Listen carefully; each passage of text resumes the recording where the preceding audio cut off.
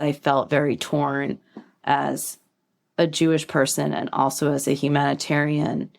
And I had a lot of thoughts about the Holocaust and victims versus oppressors and how victims become oppressors, where I think we're seeing that play out big time right now. Because I think one of the cultural foundations of Israel, based on my reading, was we are not going to be victims again, no matter what. And I think that's what we're seeing. And plus, there's just hatred there. I mean, there is such a hatred between the Arab world and Israel. And there's a commitment to living out that hatred through violence in one way or the other. That being said, I think, anti-Semitism is really real. It's hard because I never thought that criticism of Israel equates to anti-Semitism. But I do think a lot of closet anti-Semites, especially on the left, are using the situation as an opportunity to just let it all hang out. That is happening.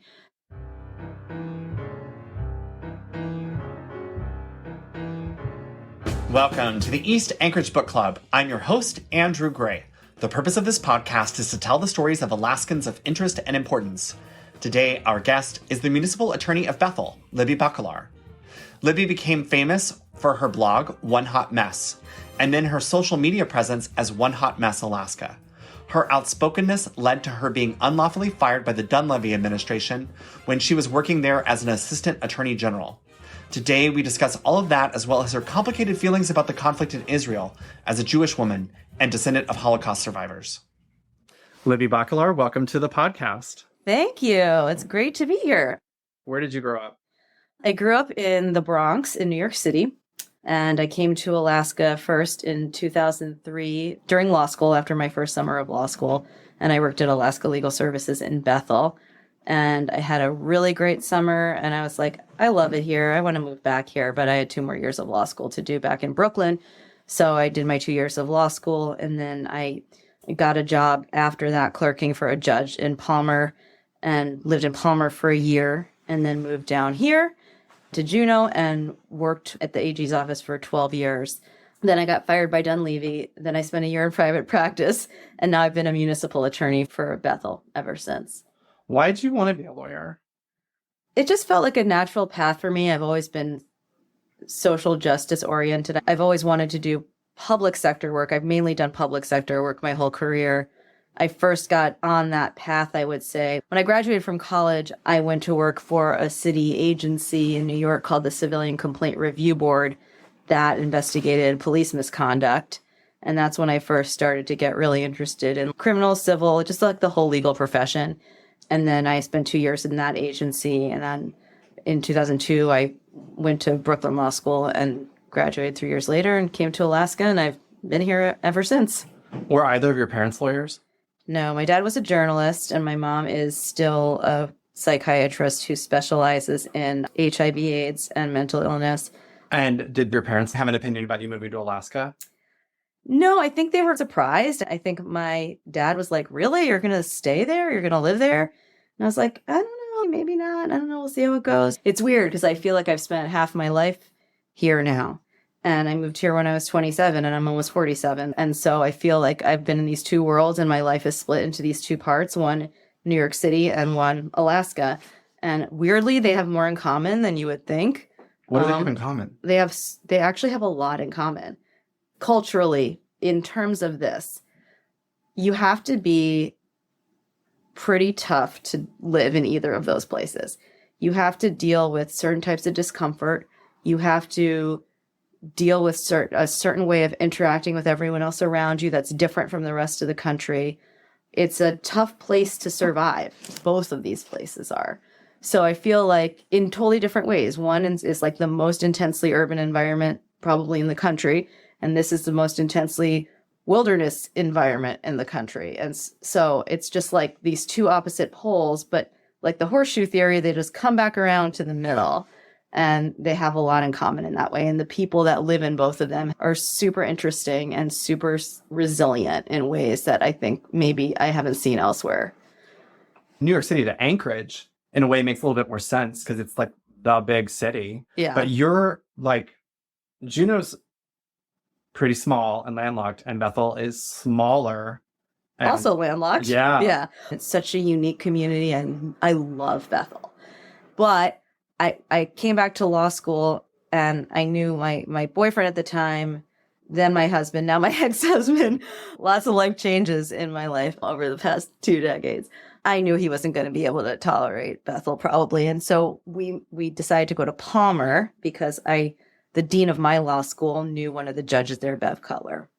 And I ended up getting a clerkship with her. And then after a year in Palmer, I was either going to stay in the Matsu Valley or try coming down to Juneau. And honestly, it was a political decision because I couldn't deal with the political environment in the Matsu Valley that well.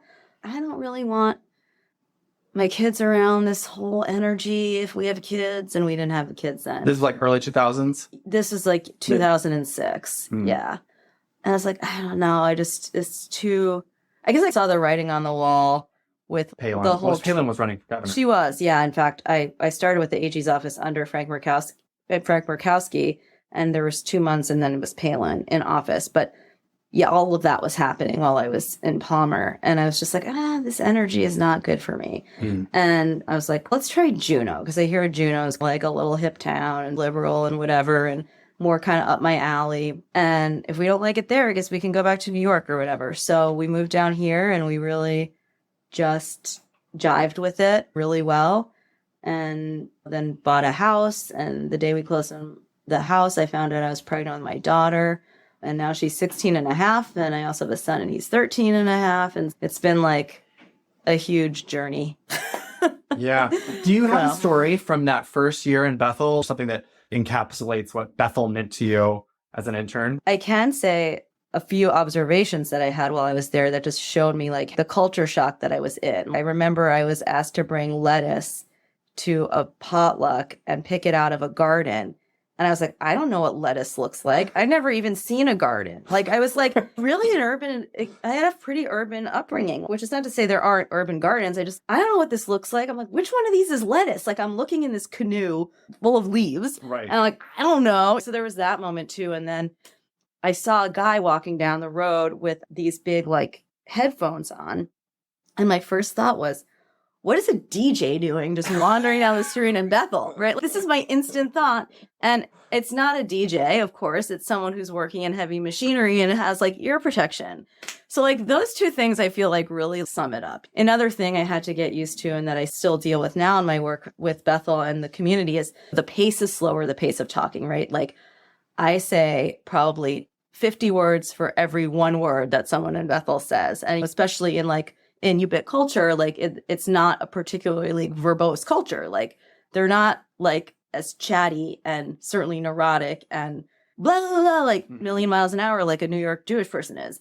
So I had to get used to like slowing down. I had to really slow down and slow down my listening and slow down. Like I need to be patient with what people are saying to me because my whole New York City pacing was just like, da, da, da, da. And I still have that energy and I still find myself in that energy. So that was an adjustment culturally in Bethel, just bring it down a notch. Here too, just in Alaska in general, slow down. It's like I'm on a permanent state of uppers still to this day.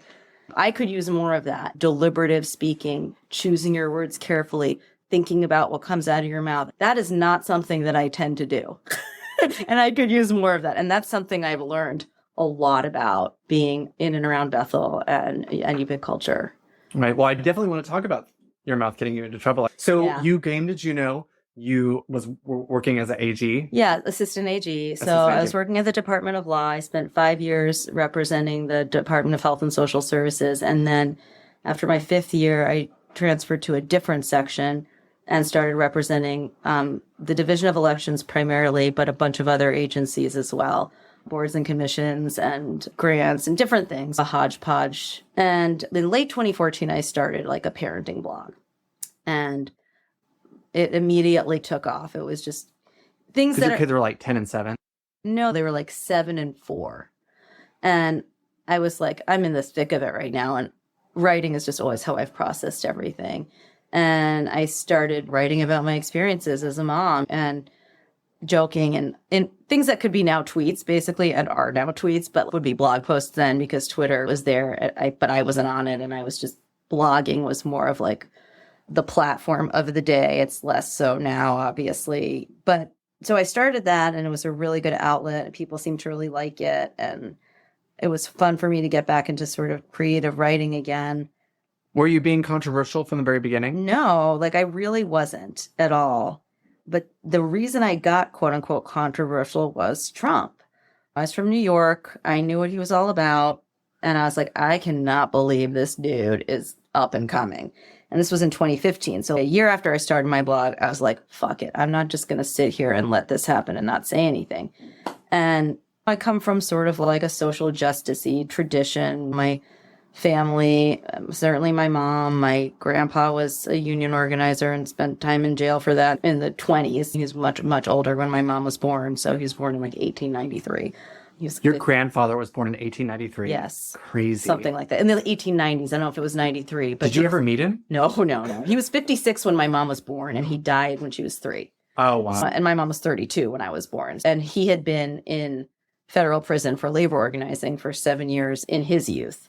So anyway, I came from this tradition of like, okay, like you don't stay silent when you see something fucked up going on. So I started to write about that, and it drew the attention of some pretty adamant vocal conservatives in the state. And this is just the blog? This is just the blog. No Twitter yet?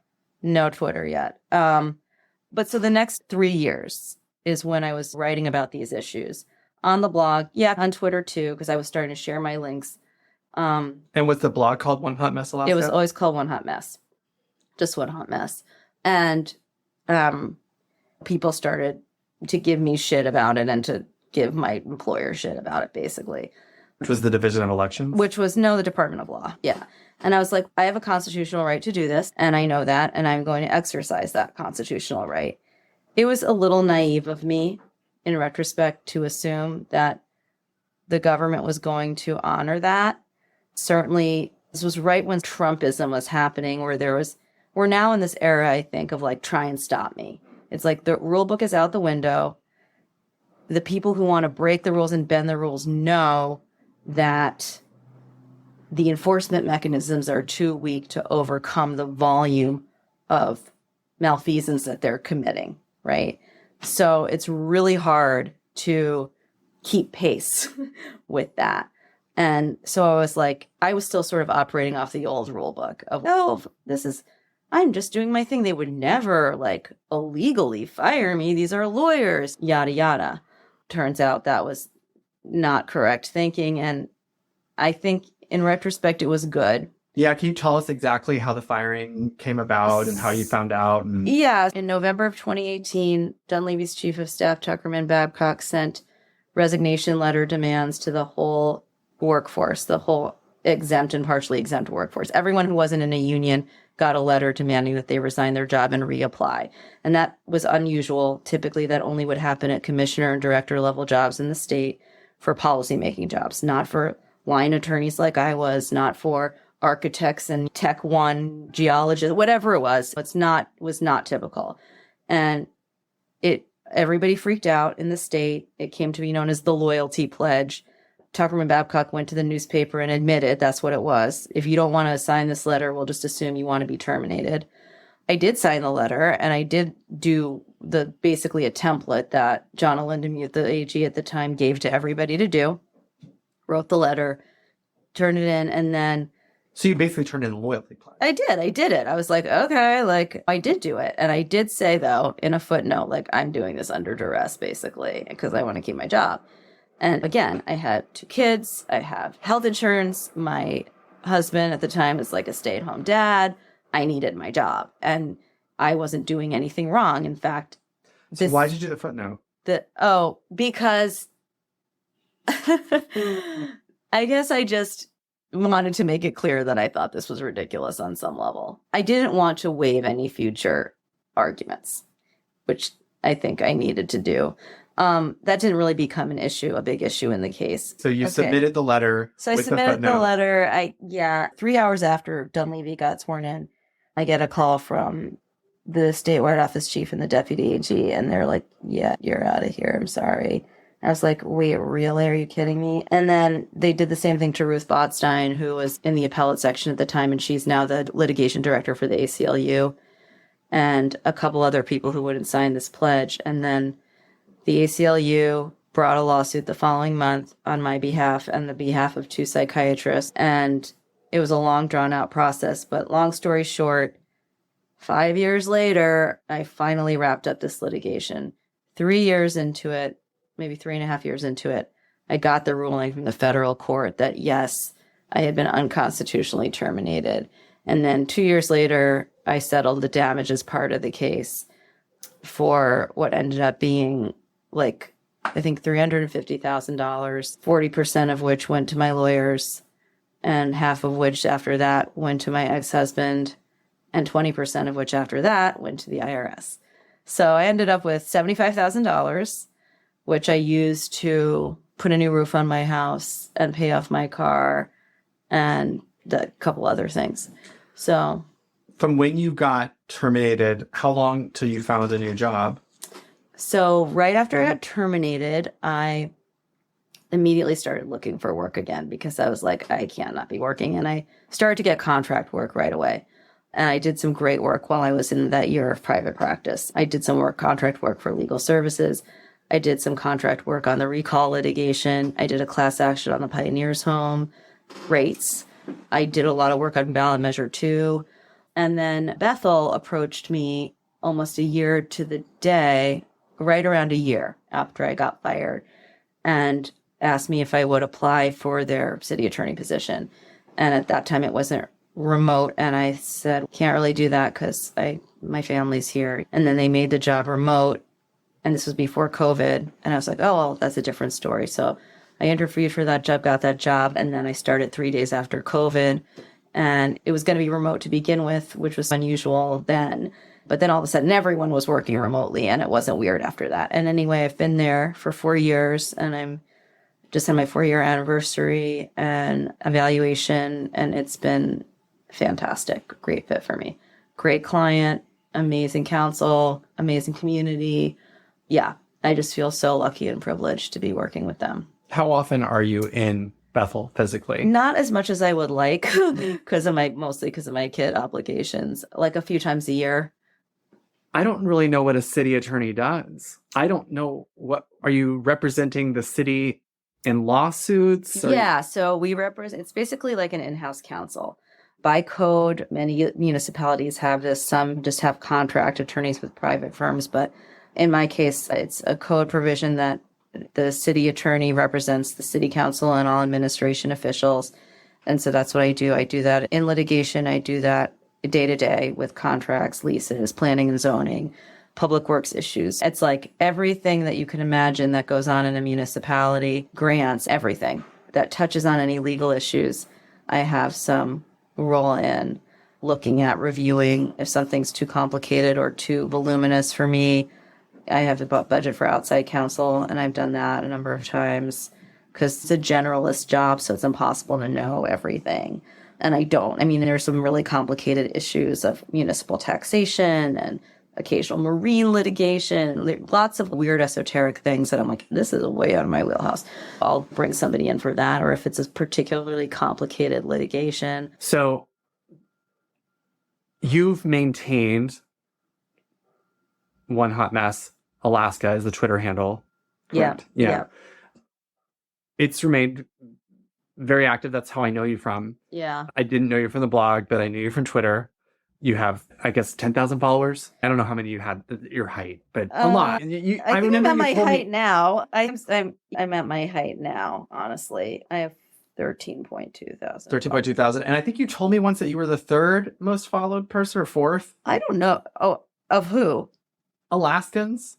Oh, somebody said that. I think somebody said that. I didn't say that because I would never know that. But I think somebody told me that. Some social media guru or something. Gotcha. Yeah. I guess the point is that you have a very active Twitter.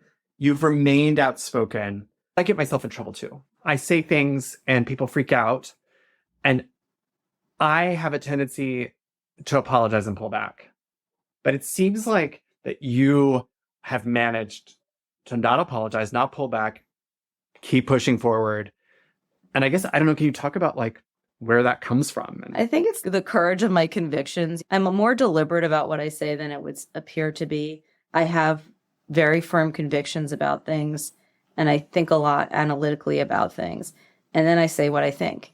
And so by the time I say what I think, I've thought through it and I really believe it. And so I am going to double down. It's the rare occasion that I'm like, oh, I shouldn't have done that. It's happened. It does happen, of course. Do you have an example of something that you said that you had to pull back from? Oh, there's been a few. I implied that like I helped Mary get elected or something and people got. Oh, I remember that.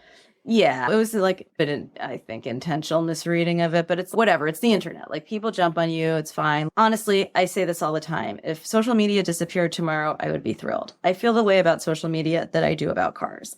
I don't like them. It's part of life right now. If someone said there's no more cars, I'd be thrilled. If someone said there's no more social media, I'd be thrilled. But as long as it's a tool that's out there for advocacy and communication, I'm going to use it, just as I'm going to use a car to get around.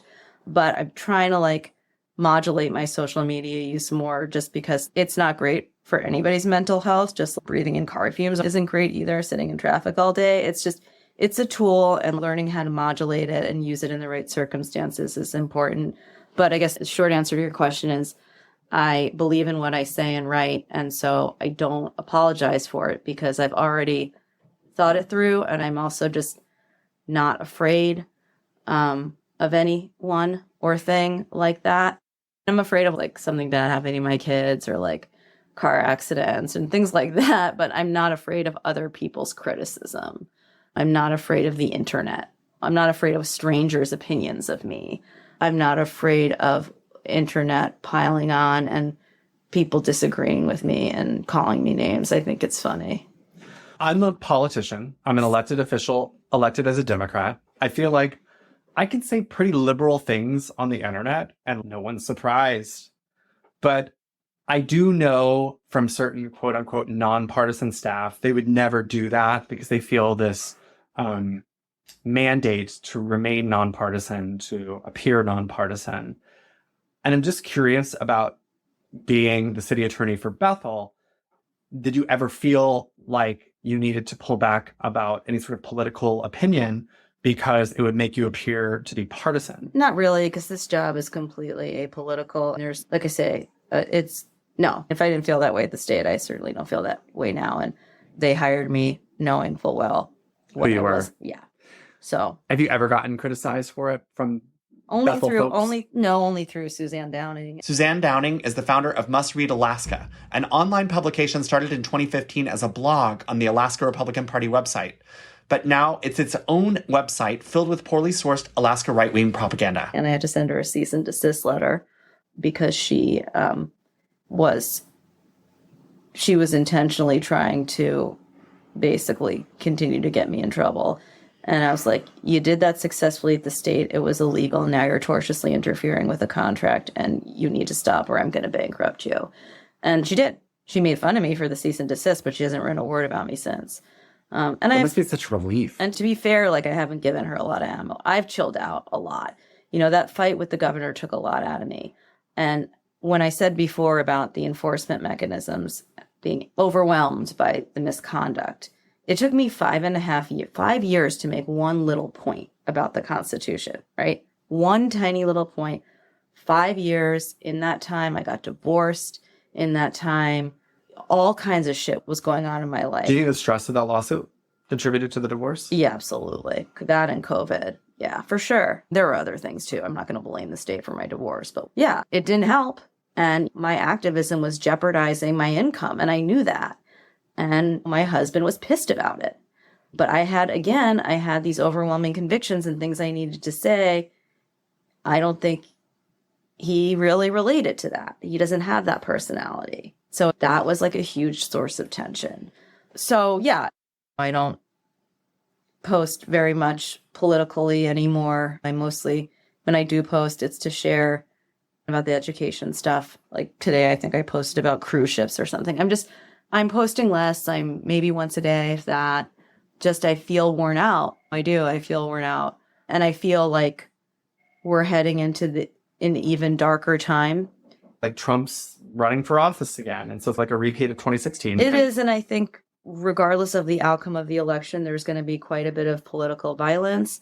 It's going to be like the 60s again. I think there's going to be a lot of unrest and things that we haven't seen for many decades. But one thing I have done a lot of over the past years is read a lot of history.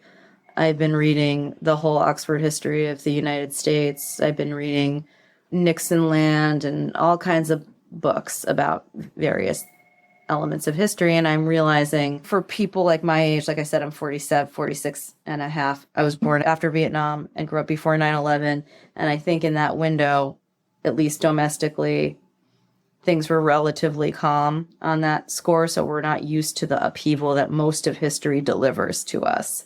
So this is just one more phase of upheaval, I think, that we're in. Where like folks our age feel like this is some sort of crazy, weird, like, why is there all this tension and conflict when really we grew up at a time where peace was the abnormality? I think that's right. Yeah, I think we were in a little bubble.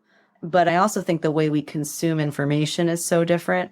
Like, for example, my parents, who are almost 80, they're pretty liberal. So they watch like PBS NewsHour and read the New York Times. And my dad's retired, so he spends all day like following like Trump drama. And did he work for any publications? He worked for the New York Times as a journalist. Yeah, as a columnist in the science section. What's his science name? Writer, Nicholas Bakalar. So I think my parents, they overconsume news, and I keep telling them the reason you're so stressed out about what's going on in the world is because you're hearing about it ad nauseum, and even regardless of the quality of the source, news is still a commodity. It's still a business. They still have to keep you hooked on it. We're in a 24-hour news information inundation time. Mm-hmm. And if you drink from that fire hose, you're going to get knocked over. Mm-hmm. And so I'm like, you have to modulate, like with social media, you have to modulate your consumption of news. We were going to do this interview before session, like a few months ago, and we talked, and at the time I guess it was probably a month after October 7th. Yeah, which ironically is my birthday. Yes, my birthday is the Israeli 9/11. Oh. Yeah, so it was about a month after that we were going to talk about the And book. You had recommended a short, what's it called? It's called A Brief History of Israel and Palestine, and I forget who the author is. It's a Jewish guy that wrote it, but anyway, yeah. The book is The Shortest History of Israel and Palestine by Michael Scott Bauman. I downloaded it to my Kindle, and I was like just absolutely binging it, trying to finish it. At the time when we didn't do the interview, I thought this will never happen because in general, I feel like the Israeli-Palestinian conflict, there's like a huge blow up, and then a couple months later it dies down, move on. And I was like, we might have missed our moment to talk about Israel and Palestine. Yeah. Unfortunately, that is not the case. Yeah, and I think even if it had died down, it's still worth talking about. I didn't really know very much, even as a Jewish person, an American secular Jewish person, atheist, really, culturally Jewish, secularly Jewish. I didn't really grow up with a lot of like rah-rah Israel stuff, and I didn't know a lot about the conflict. And so when it happened, I started immediately reading a lot of books about it, including this one that I recommended. And I learned some things that really made me realize I had been a little bit brainwashed in some ways as a Jewish person. I grew up in New York City, and I have Holocaust survivors in my family, and there's Jewish people everywhere there. And there's this idea that Israel is just this saving grace homeland, original land of their people, and we're taking it back, and it's the original land back, and all of this stuff. And there was never any discussion of what the cost of that was. Never any discussion of, no, this is actually coming at a huge cost. And it is a settler colonial project by definition. That's what Zionism is, right? And so the way that Israeli thing came about is deeply problematic, right? And I hadn't given that a lot of thought until this happened, and I started really reading about it. And then I tried to talk about it a little bit online, but I just found like no matter what I said, I couldn't deal with it like from a mental health standpoint. Like it was almost like too hot to touch. Like I couldn't express myself adequately because I felt very torn as a Jewish person and also as a humanitarian. And I had a lot of thoughts about the Holocaust and victims versus oppressors and how victims become oppressors, where I think we're seeing that play out big time right now.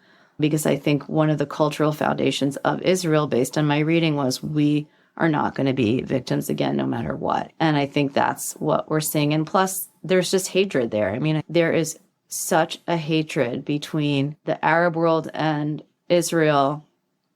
And there's a commitment to living out that hatred through violence in one way or the other. And that they're committed to that, I think.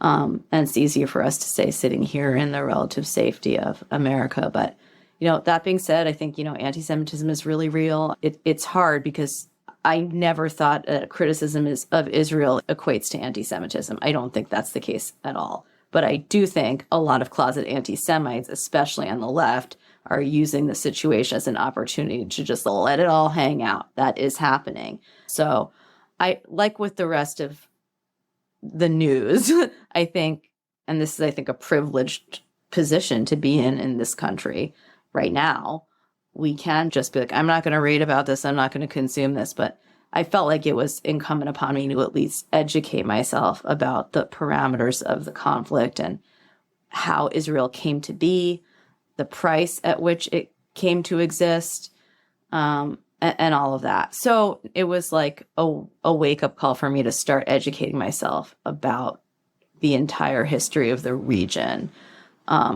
And I didn't instantly become a PhD in it, but now I feel like I at least have a basic understanding. And I realize that there are certain myths that are actually analogs to myths about settler colonialism in the West, in Alaska also. Like this idea that, we're like pioneers and we're on the frontier and we're like taming this land and we made the desert bloom and we did all this stuff. And there's never a discussion of the human cost of that. Who was displaced by that? Who lost their homes because of that? It's like nobody talks about that in those narratives. It's all just this whitewashed narrative. And that was definitely the case with, I think, the birth of Israel narrative. And it's definitely the case with the birth of America narrative. But like I say, anti-Semitism, it's a real thing. And this whole, now we're just going to call everything Zionist when what we mean is Jew. I don't like that very much. Well, I want to bounce back to the book. I didn't get to finish it, but the part that I found really interesting, talking about 1920s, and I may get this part wrong, so you may have to correct me, but I believe that the teens and 20s in the land that is Israel, that it was about 7% Jewish at the time. As I understood, the British wanted to build an oil pipeline from Iraq that would go to the Mediterranean, that would go through Israel, and that they literally felt that it would be easier and more trustworthy to be negotiating with white people. And so there's this movement to start a pipeline of Ashkenazi Jews from Eastern Europe towards this area, because they felt like if they could populate this area with more white people, that would be more security for their oil pipeline. And as I was reading that, I was like, wow, I really don't know this at all. And what was interesting was they were talking about, we talk about Palestinians, and we think about Palestinians as being brown. They were like, the Sephardic Jews that were there were actually brown people Very too. brown. Yeah, the Mizrahi Jews were all brown, and most of the Jews there were brown Mizrahi Sephardic Jews. And so they were my family too. Interesting. So they were basically talking about there was a color issue happening there, and that if you were Jewish but brown, you were getting treated like a Palestinian Muslim. That's like British imperialism. The British at that time, and for many decades, they were the biggest empire in the world, and they were a white supremacist empire, and they were very deep into the Middle East. So I'm not surprised that I don't remember that specific part of the book, but yeah, I'm sure colorism played a role in that. The whole Zionist project started way before the Holocaust. And one thing that book has is a really good timeline of everything. And this actually started in the 1890s. And there was actually... And that 7% figure might be from the 1890s. And there's actually friction between new arrivals to Israel after the Holocaust and the pre-existing Zionist settlers. I think on a more local level, I may not keep this in, but I'm going to go there. We have these... Anchorage had this big movement of the assembly to do a resolution, as if anyone anywhere cares what the Anchorage assembly thinks about the conflict in Israel. But it was this big deal. There was these pro-Palestinian protesters who were there who were like, you need to come out and say that you want to stop this conflict to protect Palestinians. Jeff Lanfield showed up with the Star of David on his shirt and was super angry, this was anti-Semitic to ask for this resolution. And I feel like that I'm in some sort of weird movie, because it just feels very misplaced and surreal. Like, Yeah, well, I'm a free speech absolutist, so I'm all for people passing whatever resolutions they want, saying whatever they want, for the most part, honestly. I've become more that way over the years, and I've always thought suppression of pro-Palestinian stuff on campuses, to the extent that's considered anti-Semitic, okay, then you fight it with more speech. You don't fight it by shutting it down, in my opinion. If it veers over into what you consider to be hate speech or straight up anti-Semitism, then you respond to that with words. You don't just say, you can't say these things. I don't have a problem with the Anchorage Assembly doing what it's doing, but I'm a pragmatist at heart. And I just think it's silly, because it's like, what Hamas is going to be like, oh shit, the Anchorage Assembly just passed a resolution. We better release all the hostages and figure this all out. Or Netanyahu's going to be like, oh man, that Juneau Assembly resolution just pushed me over the edge. We're like, gonna ceasefire now. I'm just like, really? It's basically one step up from changing your Facebook profile to like the Ukrainian flag. To me, it's the ultimate form of virtue signaling. And maybe it's no better than what I do with my own keyboard warriorhood. But I just think it's to me, it's an unnecessary fight to pick for a local body that's supposed to be doing issues that are local to the community. The council exists to fix, or the assembly exists to fix those issues, right? The assembly doesn't exist to mediate Hamas and Netanyahu or to weigh in on these things. Like, nobody cares over there, and they shouldn't care here either from a legislative standpoint. I don't mean from a moral standpoint or an advocacy standpoint or whatever. Like, to me, that's not the mandate of a local government, right? That's the mandate of foreign policy actors.